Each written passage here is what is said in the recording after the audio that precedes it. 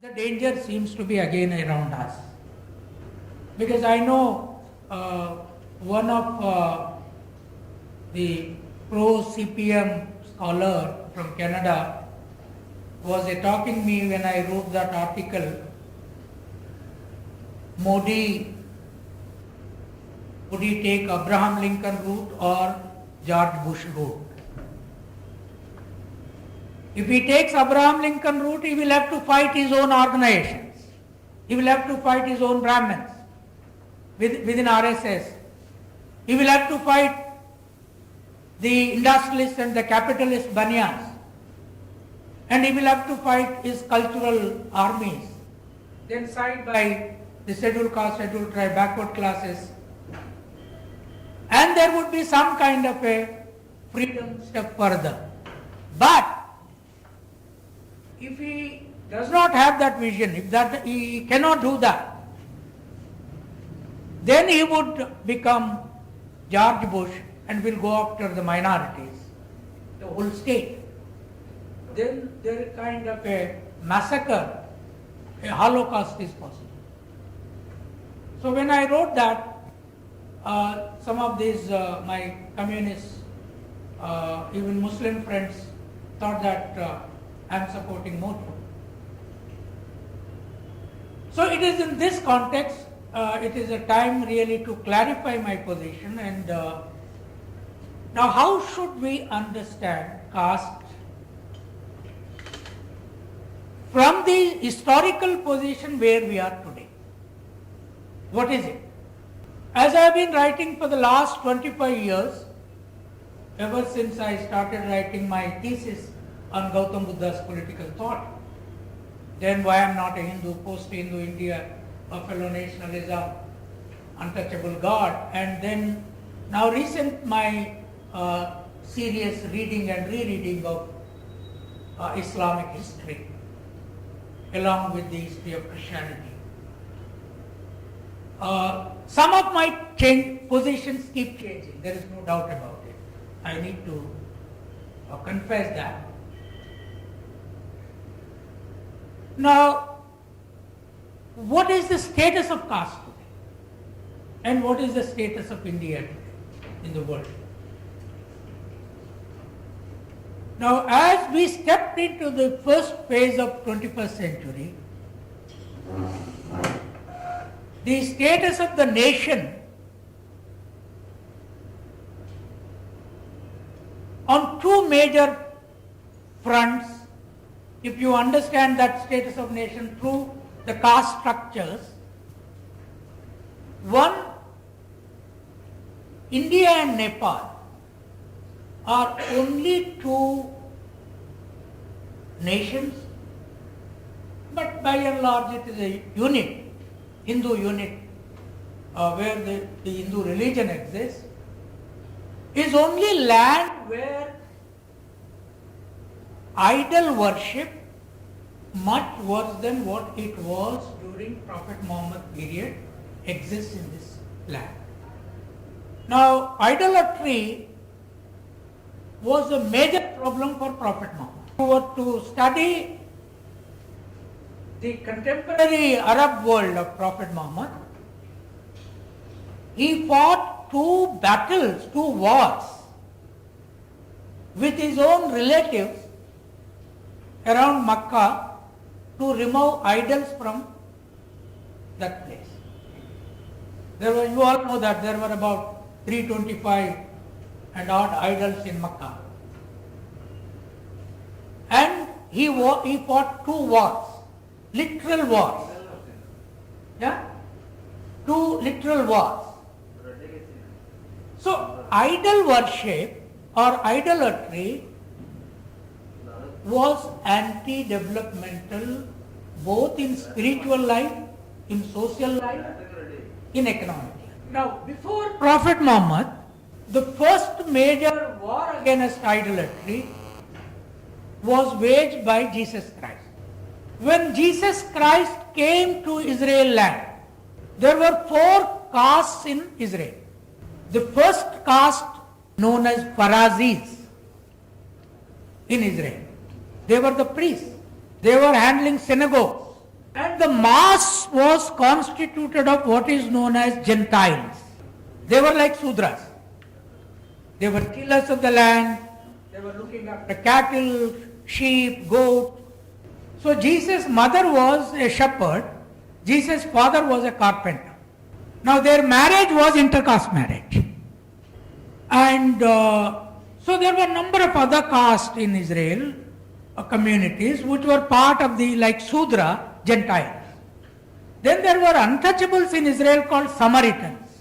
The history of Bible tells that the Samaritans were untouchables.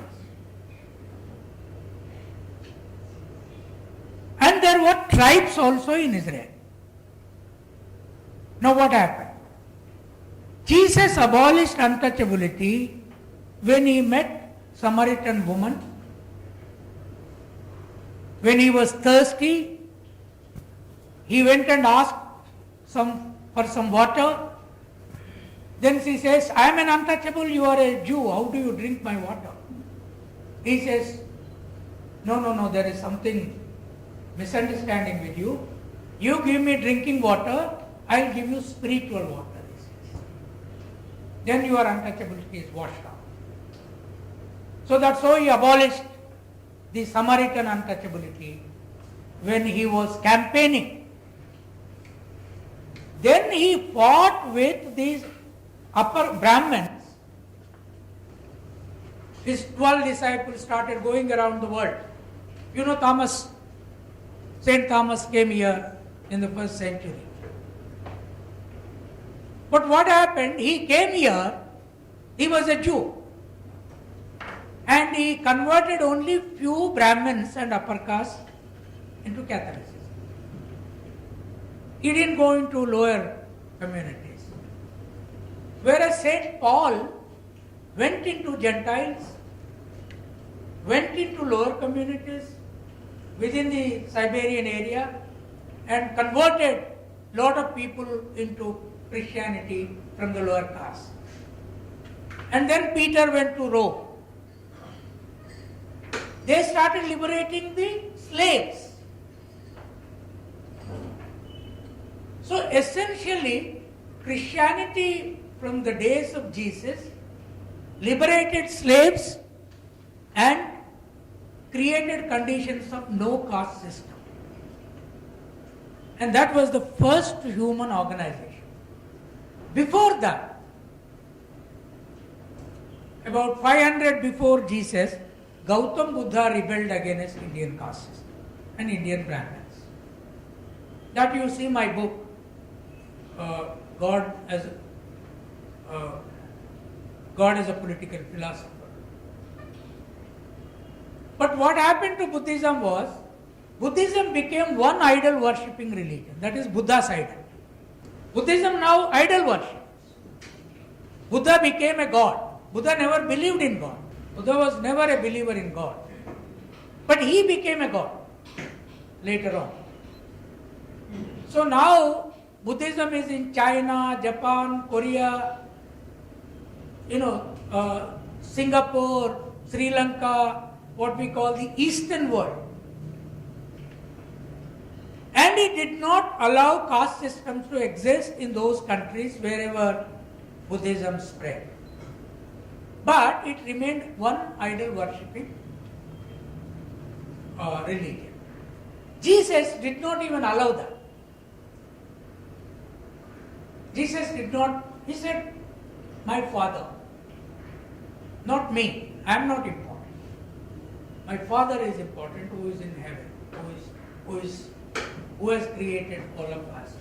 So it was, Buddha established a religion of human organization by abolishing distinctions and many idols worshipping. By the time Buddha came, Indians were worshipping thousands and thousands of idols. So that Buddhism brought one idol of his own, and whereas Jesus did not allow any idol to be worshipped at all. Now unfortunately later on Catholics worship Jesus and Mary's idols. They keep those idols. Now this is what Muhammad opposed. The fight between Prophet Muhammad and Christianity was, they were worshipping two idols,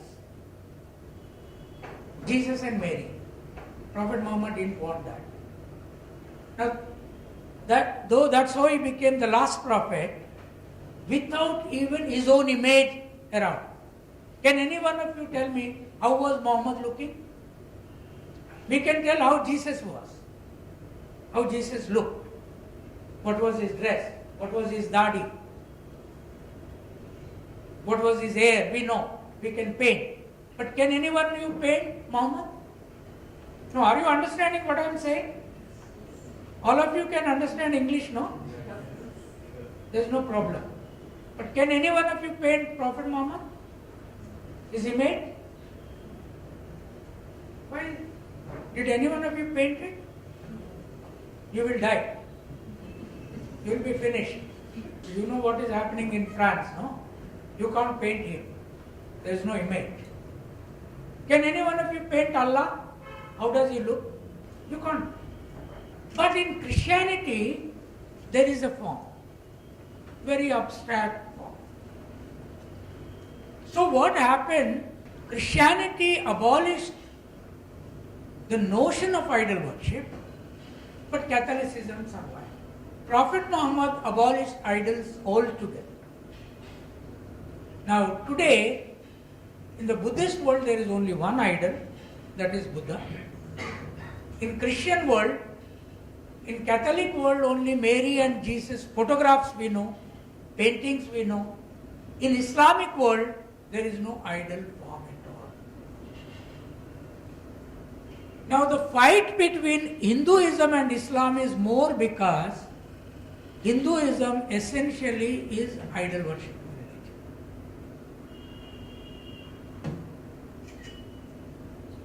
Now my recent reading tells me that so long as so many idols are there, that many castes will be there in India. There is a close relationship between caste system and idol worship.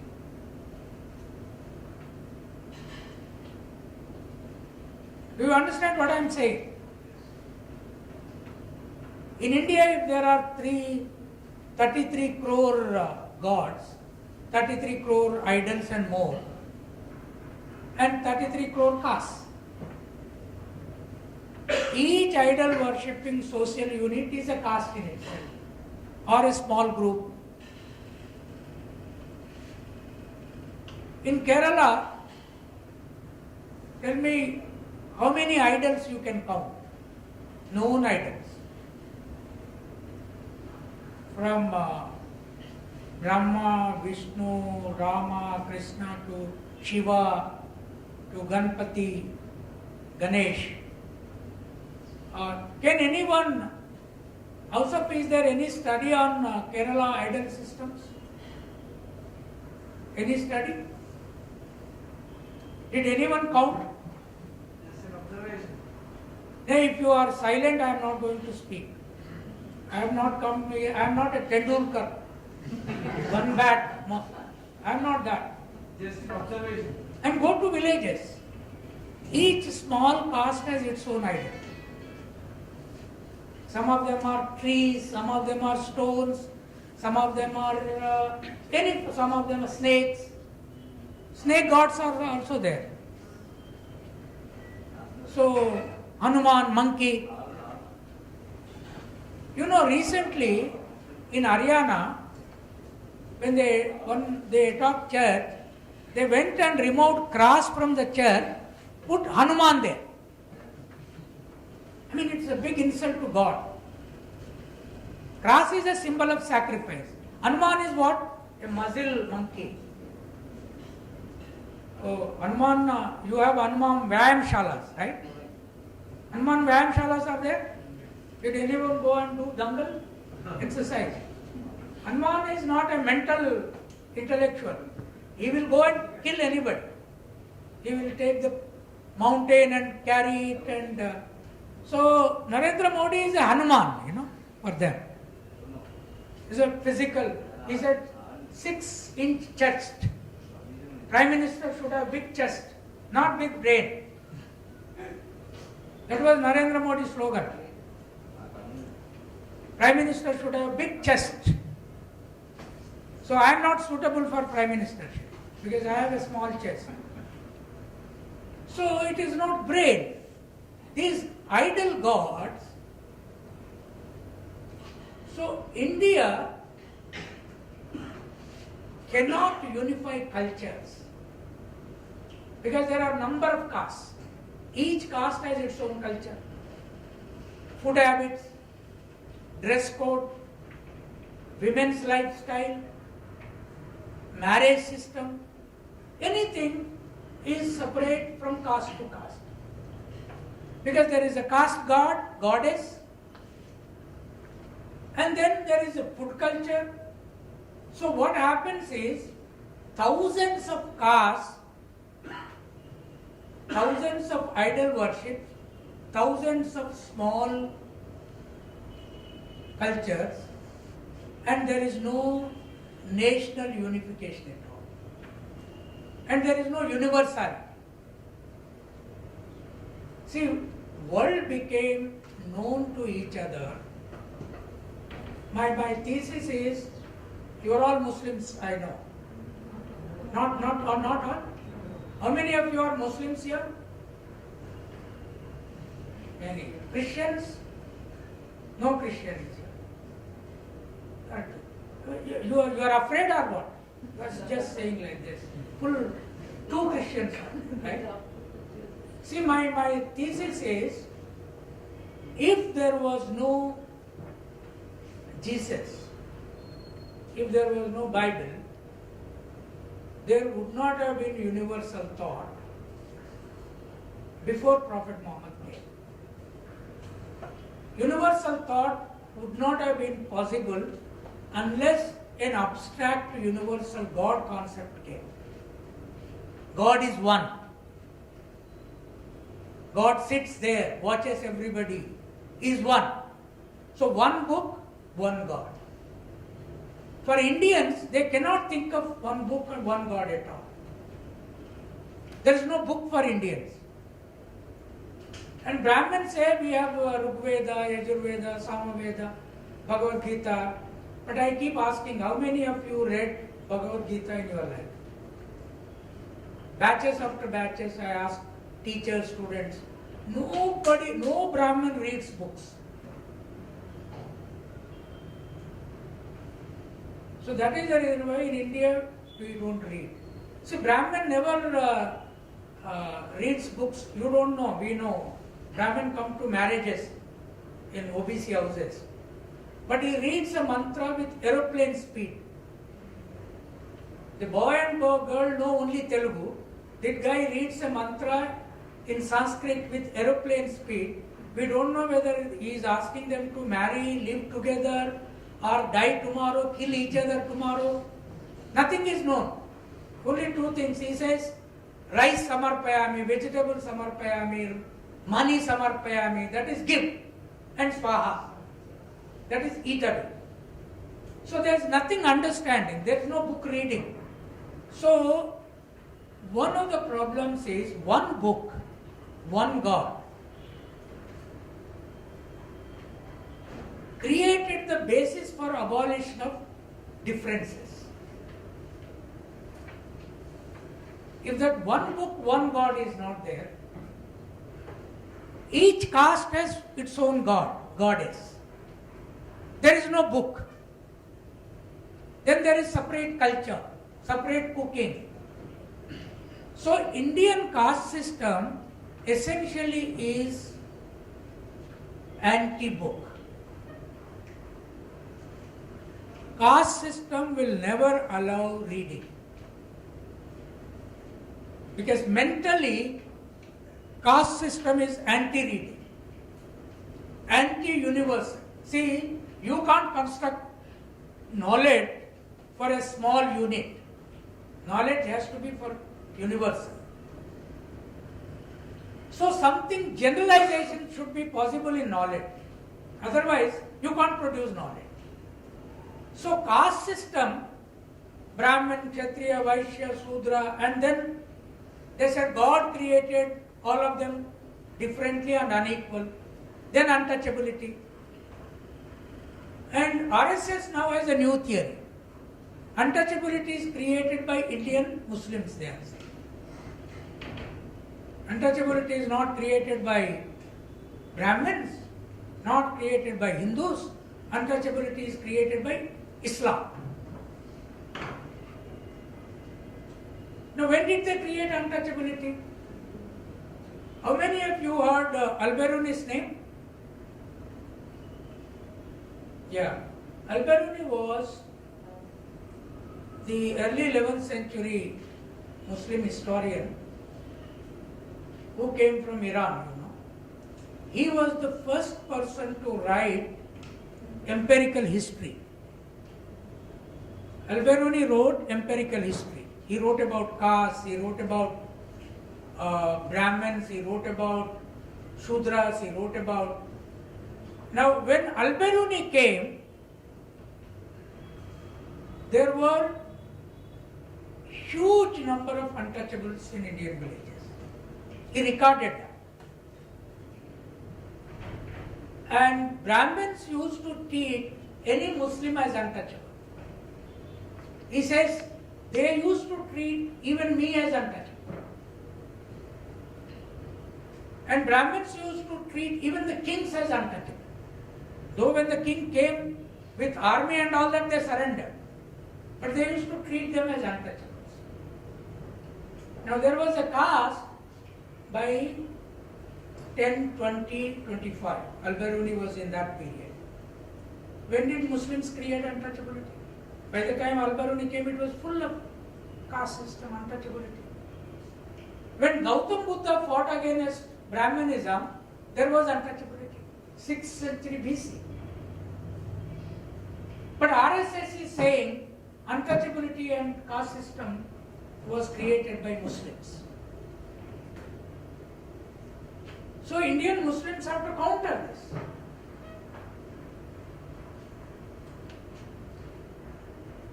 If you don't counter this, they are going to finalize this thesis.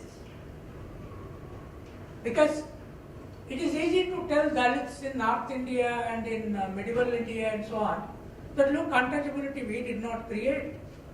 It is the Muslims who created. They believe. But then, what is the simple verifiable thing? If untouchability is a Muslim practice, the Brahmin priests in the temples, whether Tirupati temple or Guruvayur temple or any temple, are the Brahmins sitting with Sudras and eating food? Are the Brahmins going and sitting with Dalits and eating food with them? Now they want to ban beef. Okay, you don't eat beef. The same vegetable food, will you eat with Dalits sitting together? Why should priests not eat the same food with others? If you don't practice untouchability, can any Muslim mullah not eat food with anybody? Is there any कोई Muslim mullah ऐसा है क्या? Those who do not eat food with anybody? Are there such Muslim mullahs? Maulavis? Are there such people? But look at the Brahmins. They will not eat in any house. Now they are saying Muslims have created caste. Muslims have created untouchability. How do you counter it? So they want idol worship to remain. My problem is why Muslims are not taking up anti-idol worship campaign. It is their duty.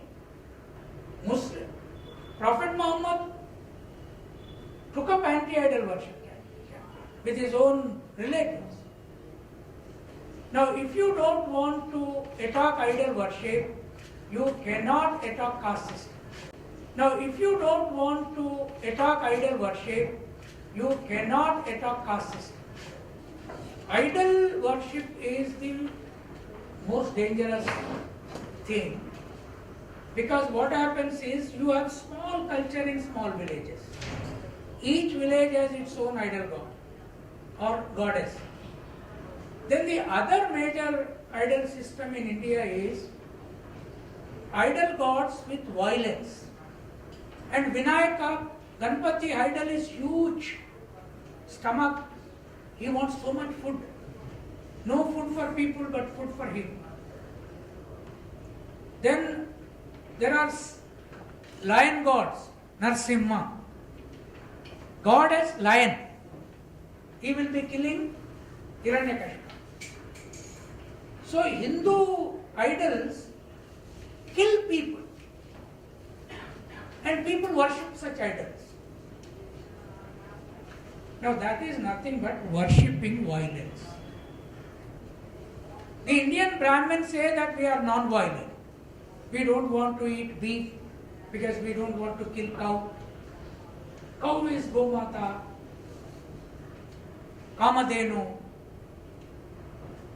We don't want to kill, but we want to kill only people. We don't want to kill cattle, but we want to kill only people.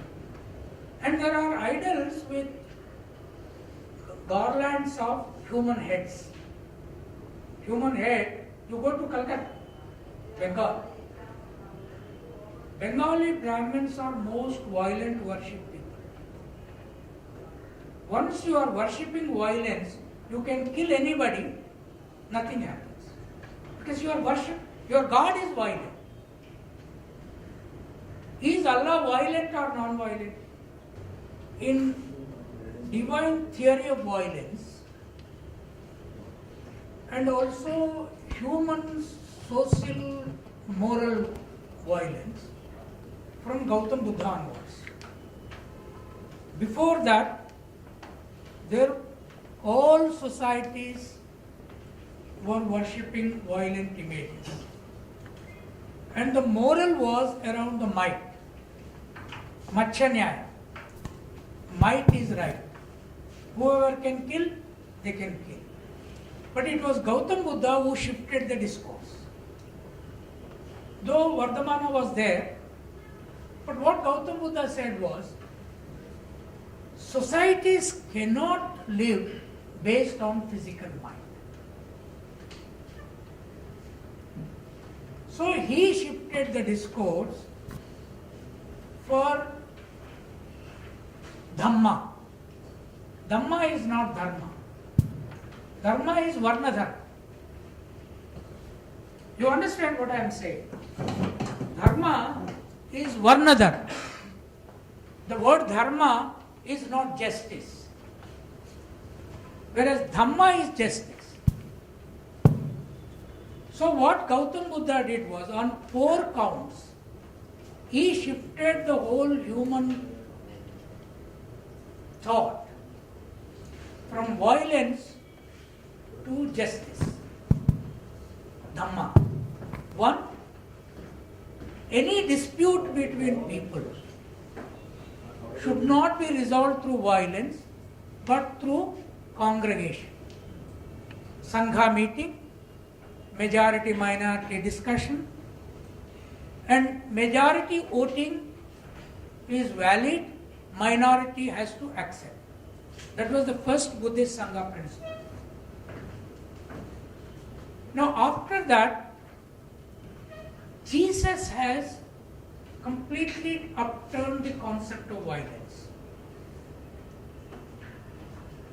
He is right when he said that the Old Testament is full of violence, certain violence. But one of the key characters of Bible,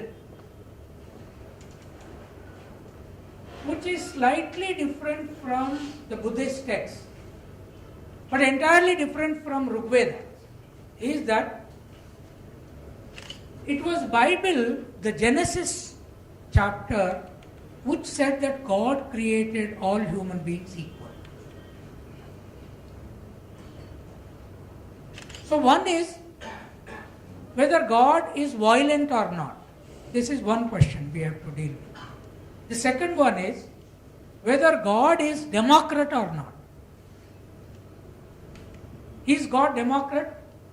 Is Allah democrat or not? Is Allah democrat or undemocrat?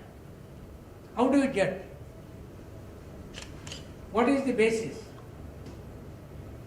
So my simple basis is, in Genesis, God saw the universe, it was one whole mix, started separating light from the darkness and sea from the earth, and then created human beings. But at the end, he said, all human beings are created in my own image. In the image of God, man and woman. The creation of Hindu thought is exactly opposite. In Rig Veda, God created human beings unequal. In Purusha Sukta, God, from Brahma's head, Brahmins were created. From Kshatriyas were created from his shoulders, Vaishyas from his thighs, Sudras from his feet, and actual definition of Dalit untouchability is that they have come into being without creation. Without God creating them, they came. That is the crime. So, God, to me, the Christian God is at least democratic to the extent of creation. That's a very important impression. You know, all major battles against church were fought by church people themselves based on this principle of Genesis. The blacks fought on that principle. The Africans fought on that principle. The slaves who studied Bible said, oh no, God created us also equal. But can Dalits say that Hindu gods created us equal? Can I as a Sudra can say that? No. Their books say, I am created from the feet. I can't go towards the head.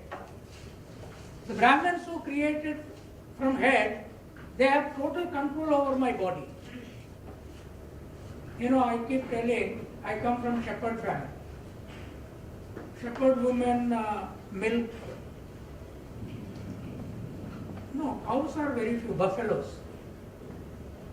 Buffaloes, sheep, goat, they make the curd, they make the buttermilk, they make the ghee, and they don't drink. All Brahmins drink it. Poor shepherd women are like this always. Brahmin woman never does any work. So now they are not working and eating lot of ghee, therefore they are dying with heart attack. So it is their karma. If you don't work and eat ghee, you will go early. So I am saying eat as much ghee as possible and go early, so that social problems are solved. But they don't, there are other hospitals for them, private hospitals. Private hospitals are not meant for Dalits, lower caste, for Brahmins, upper caste. So they don't work, but they eat better food. So God created them here, any use of their mental capacity to the feed board, because we were not supposed to read the books. That's what I wrote in one of my articles recently. I compared Mohan Bhagwat and me. You have ancestors, maybe by Indus Valley civilization. I have my ancestors by Indus Valley civilization. What my ancestors did, they looked after buffalo, sheep, goat. Whenever you asked meat, we gave you. Milk, we gave you. All kinds of things we gave you. But did your ancestors wrote Rig Veda, Yajur Veda, Sama Veda, Ramayana, Mahabharata? Did anybody ask us to read anything? Did you give us anything from ancient to now? If we read something, we were killed. Our tongues were cut. So tell me what is common between me and you? I have to give you, you have to not give me. This is our relationship. How are we Hindus then? So I wrote this article. This article is hugely circulated among West now in a lot of people. Oh, Brahmin means they eat everything and don't give anything to others. They read books and don't teach anybody. This is what exactly is happening in our colleges and schools. We don't teach anything. Teachers don't read, don't teach. In Kerala at least it is better. So God is democrat. First God emerged as democrat in Bible. Because at least he created equal. In Quran also the same principle came. Now, it is this that created caste. Once you create caste through divine structure, then create idols. The idol will be there, the caste will be there. You can't unite people. There is no common book. There is no common God understanding. And our Pochamma, your Maisamma, your Ellamma, your all kinds of, your snake, your dog, your donkey, everything is God. So naturally, there is no universal concept. The problem between India and the rest of the world is, India does not have, among the lower caste, universal God and idol worship. Naturally, this has linkage with caste. Every caste is broken into pieces. So my point is, we have to challenge RSS, Vishwa Hindu Parishad, Bajrang Dal. Ever since RSS was formed in 1925, they have increased more idol worship in the country. Instead of decreasing it, world decreased idol worship. Chinese, 60% don't worship anything. They are rationalists. Their festivals are different. Europe, about 50% don't go to churches. Even in Arab countries, do you think all of them go to mosques? How many of you visited Saudi Arabia or any Arab country? All of them go to mosque every Friday? No.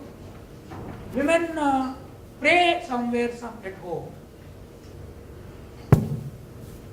So the world is either becoming rationalist or worshipping one God and reading one book at least.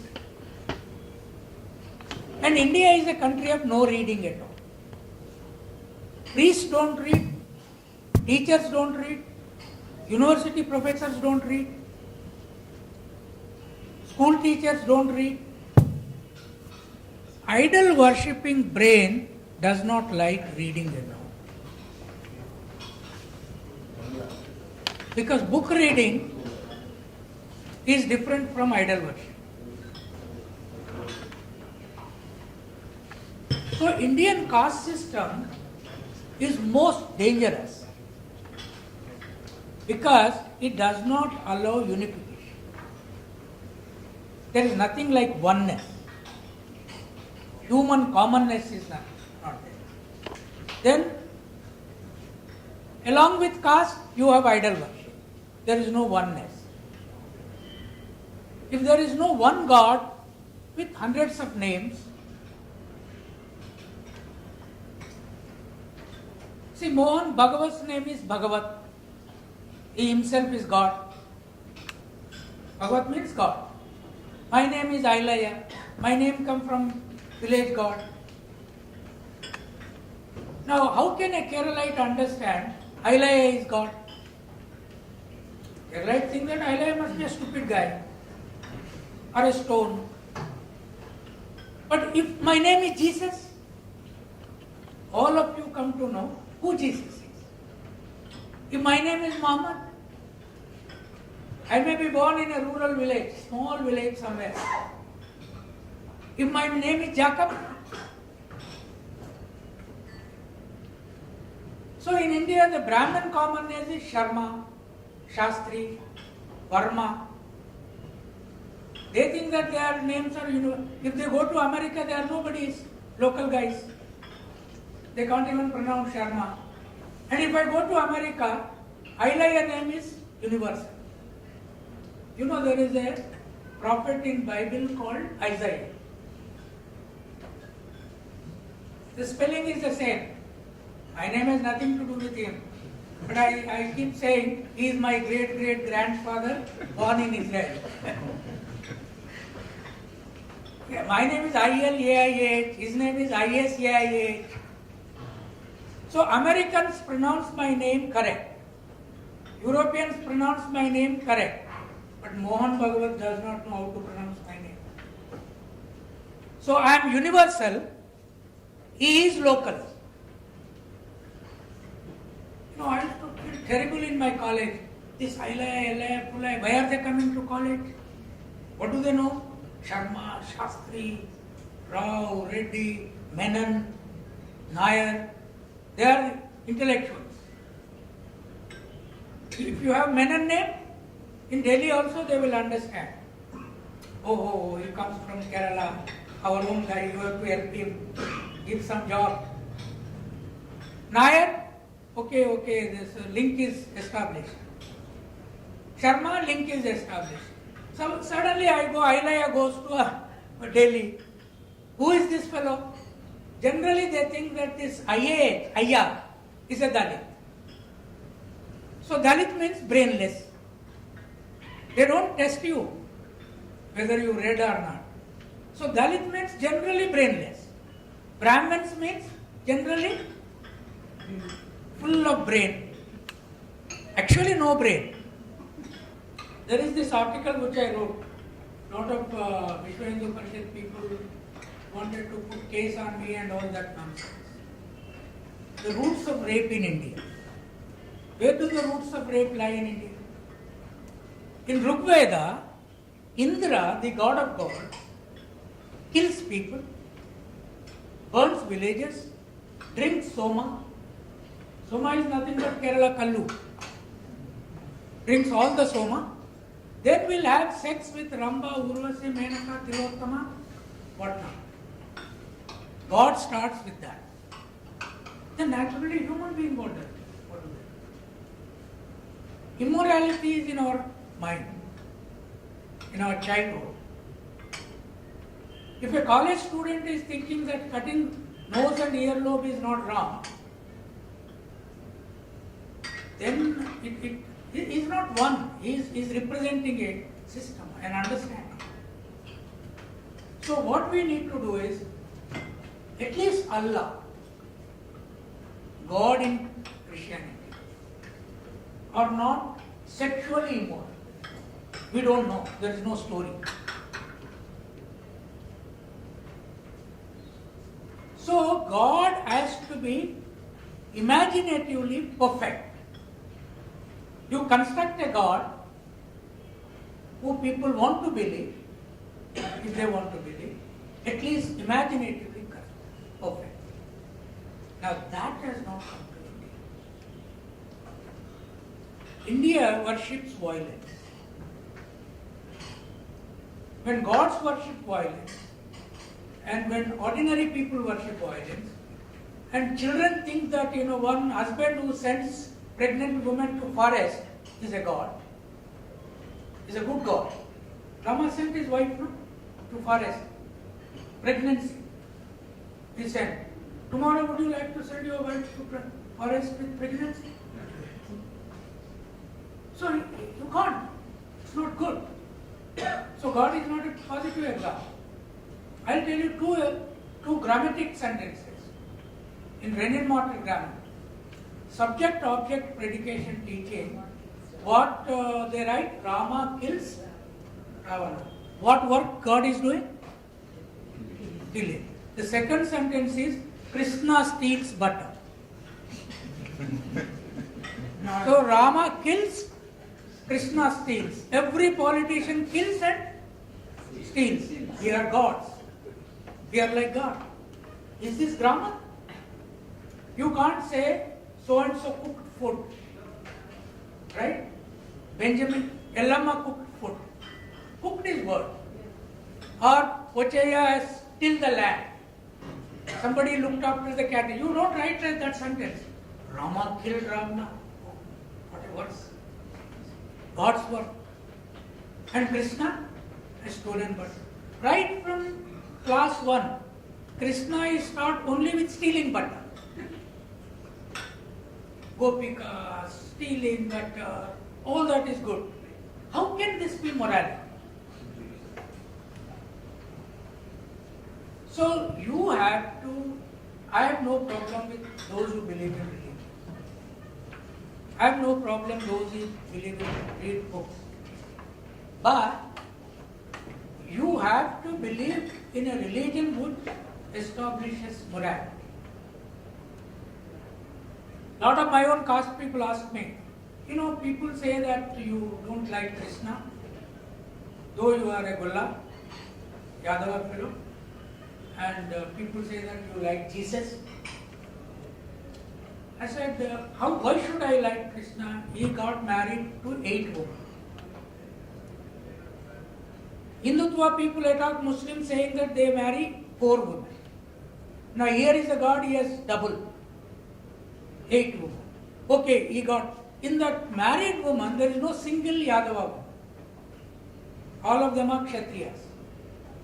Okay, that we can forget.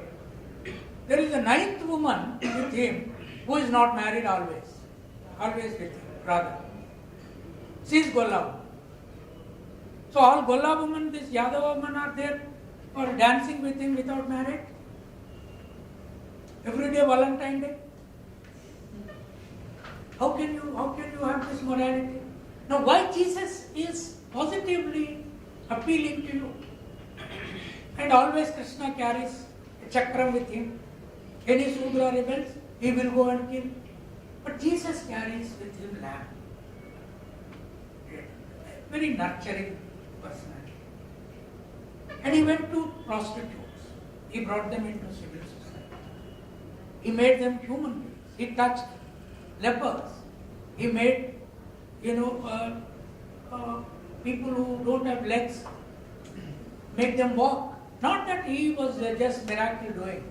He was doing some medical work. So what I am saying is a religion has to put symbols, God images, which are human loving, which are positive, which are moral. So this caste, idol worship, morality. Immorality is not going to help the society. So if the BJP, RSS, Vishwa Hindu Parishad were to work against these things, okay, we will work together, no problem. But if you don't do this, then there will be a major civil war. If you are controlling the state, if you want immorality is right, I will fight. I will fight to the end. So I will stop here.